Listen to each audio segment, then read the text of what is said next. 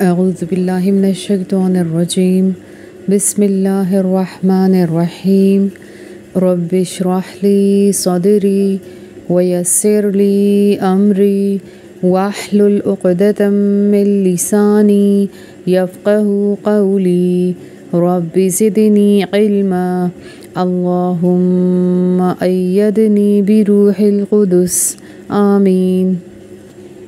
अच्छा, आज हम लोग जो है तजवीद का तारुफ़ जो है वो पढ़ेंगे इंशाअल्लाह ताला। यहाँ से हम स्टार्ट करेंगे। तो इसमें है इल्म तजवीद से। सबसे पहले हम आपको बताएंगे कि इल्म तजवीद से क्या मुराद है। ठीक है,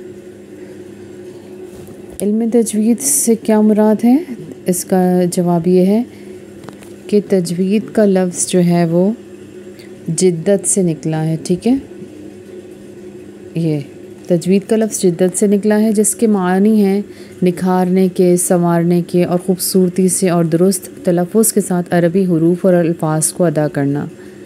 इल्म तजवीद के इस्तिलाही मायने कुरान पाक को सही तलफ़्फ़ुज़ के साथ, सही मखारिज के साथ और सही क़वाइद के साथ तिलावत करने के हैं। ठीक है, यानी कि ख़ूबसूरती के साथ जो है यह हरूफ और अरबी हरूफ और अल्फाज को ख़ूबसूरती के साथ संवार कर, निखार कर, दुरुस्त तलफ़्फ़ुज़ के साथ, सही क़वाइद के साथ और सही मखारिज के साथ अदा करने के हैं। ठीक है, इसकी तिलावत अगर हम करेंगे तो वो इल्म तजवीद होगी। अच्छा, दूसरा इसका सीखने की चीज़ ये है कि मखरज किसे कहते हैं, मखरज के क्या मायने हैं। सही, मखरज के क्या मायने हैं, तो इसका जवाब हमें ये मिलता है कि हलक़ ज़बान या होंठों का वो मकाम जहाँ से हुरूफ़ तहज्जी की आवाज़ पैदा होती है या हुरूफ़ तहज्जी जहाँ से अदा होते हैं, वो जगह उस हुर्फ़ का मखरज कहलाती है। अच्छा, तो तजवीद जो है वो बेसिकली फ़न तजवीद जो है अरबों के लबो लहजे को महफूज करने का नाम भी है। ठीक है, अरबों के लबो लहजे को महफूज करने का नाम भी है। अच्छा जी, तरतील के क्या मायने हैं, अब हम तरतील को पढ़ेंगे। हज़रत अली रज़ियल्लाहु अन्हु से तरतील के मायने पूछे गए तो आप रज़ियल्लाहु अन्हु ने बताया हुरूफ को तजवीद के साथ अदा करना और वक्फ़ के मौक़े का जानना, यानी कि औक़ाफ़ में माहिर होने का नाम तरतील है। अच्छा, कुरान को तरतील से पढ़ना क्यों ज़रूरी है, क्योंकि कुरान मजीद में अल्लाह ताला का इरशाद है वरत्तलनाहु तरतीला, और हमने इसे तरतील के साथ नाजिल फरमाया। आगे जाकर कुरान मजीद में अल्लाह ताला का एक और इरशाद पाक है वरत्तिलिल कुरआन तरतीला, और कुरान को तरतील के साथ यानी कि ठहर ठहर कर पढ़ा करो। चूँकि अल्लाह ने कुरान को तरतील के साथ नाजिल किया है और तरतील के साथ पढ़ने का हुक्म दिया है, लिहाजा कुरान को तरतील यानी कि तजवीद ही के साथ पढ़ना ज़रूरी है।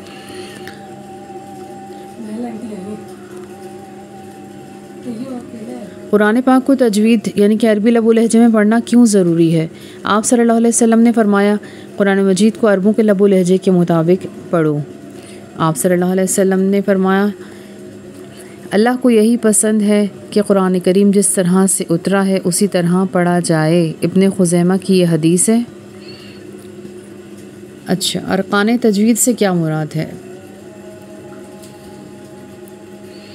तजवीद के 4 बुनियादी अरकान हैं जिनको जाने और समझे बगैर तजवीद बहुत मुश्किल है, एक हद तक नामुमकिन है। अच्छा, अरकान तजवीद जो है वो 4 है। नंबर एक हम देखेंगे हुरूफ के मखारिज को पहचानना। नंबर 2 हुरूफ की सिफ़ात को पहचानना। नंबर 3 जो है हुरूफ के अहकाम को पहचानना। नंबर 4 बज़रिए मश्क़ ज़बान को सही हुर्फ़ अदा करने का आदी बनाना। अच्छा, सवाल नंबर 8 है कुरान और हदीस की रूह से इल्म तजवीद की अहमियत बयान करें। इसका जवाब ये है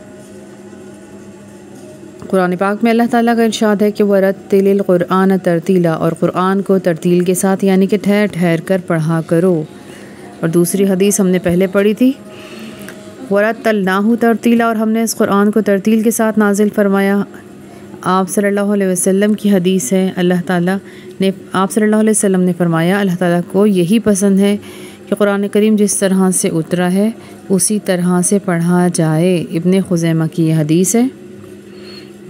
रसूलुल्लाह सल्लल्लाहु अलैहि वसल्लम की एक और हदीस है इस हवाले से कि आप सल्लल्लाहु अलैहि वसल्लम ने फरमाया, अपनी आवाज़ के ज़रिए कुरान को ज़ीनत बख्शो। अहमद, अबी दाऊद और इब्ने माजा में है।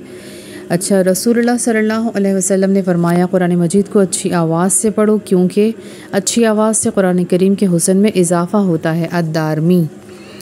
अच्छा, अब हम देखते हैं कि तजवीद और हुस्न क़िराअत में क्या फ़र्क है।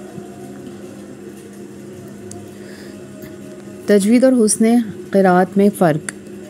तजवीद के मायने क्या हैं? तजवीद के मायने अल्फाज की उम्दा अदायगी और सही मखारिज और सही सिफ़ात का लिहाज रखते हुए कुरान पढ़ा जाए, मगर हुस्न आवाज़ का एहतमाम ना हो, यानी कि आवाज़ के हुस्न का एहतमाम ना हो लेकिन उसमें तजवीद का एहतमाम हो, तजवीद के अल्फाज की उम्दा अदायगी हो और मखारिज की सही अदायगी हो।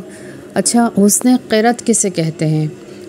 अब हुस्न क़िराअत जो है, हुस्न क़िराअत के क्या मायने हैं? मायने ये है हुस्न क़िराअत के कि अल्फाज की उम्दा अदायगी सही मखारिज और सिफ़ात का लिहाज रखते हुए की जाएगी और इसके साथ साथ हुस्न आवाज़ यानी कि आवाज़ की खूबसूरती का भी एहतमाम रखा जाएगा।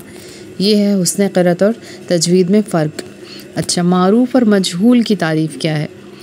मारूफ़ का मतलब होता है जाना पहचाना, वो तरीक़ा जो अहले अरब के नज़दीक जाना पहचाना हो, उनके कान जिस तरीक़े अदायगी से आशना हो, ठीक है, हुरूफ की अदायगी खालिस और सफाई के साथ और समझ में आने वाली हो, किसी दूसरी हरकत का शाइबा तक ना हो और हुरूफ की अदायगी बा ता सा की आवाज़ में हो। अच्छा, मजहूल किसे कहते हैं? मजहूल का मतलब होता है किसी चीज़ में नुक्स का होना, कमी का होना, झोल का होना, यानी कि वो तरीक़ा जिनसे अहले अरब नाशना हो और हुर्फ़ की अदायगी सफाई और उम्दगी के साथ ना हो और सुनने वाले के कानों पर बोझ महसूस हो और सफाई के साथ सुनाई ना दे सके और हुरूफ और हरकत की अदायगी बे ते से वाली हो। ठीक है, मारूफ़ में बा ता सा की आवाज़ में होगा, हुरूफ की अदायगी होगी, और मजहूल में क्या होगा? बे ते से। जिस तरह से हमने पुराने तर्ज पर कुरान पढ़ा था पहले के दौर में, तो वो तरीक़ा जो है मजहूल था। अच्छा, पूरे कुरान में सिर्फ़ एक हुर्फ़ मजहूल पढ़ा गया है, वो क्या है? इमाला वाली रॉ, मुजरेहा, ये वाली रॉ, इसको पढ़ा गया है। अच्छा, आज के लिए इतना ही काफ़ी है। इंशाअल्लाह और जो है फिर इंशाअल्लाह पढ़ेंगे। तो सुब्हानकल्लाहुम्मा व बिहम्दिक व नशहदु अल्ला इलाहा इल्ला अंत नस्तगफिरुका व नतूबु इलैक व आखिरु दाअवाना अनिल हम्दुलिल्लाहि रब्बिल आलमीन। अस्सलामु अलैकुम व रहमतुल्लाहि व बरकातुहू।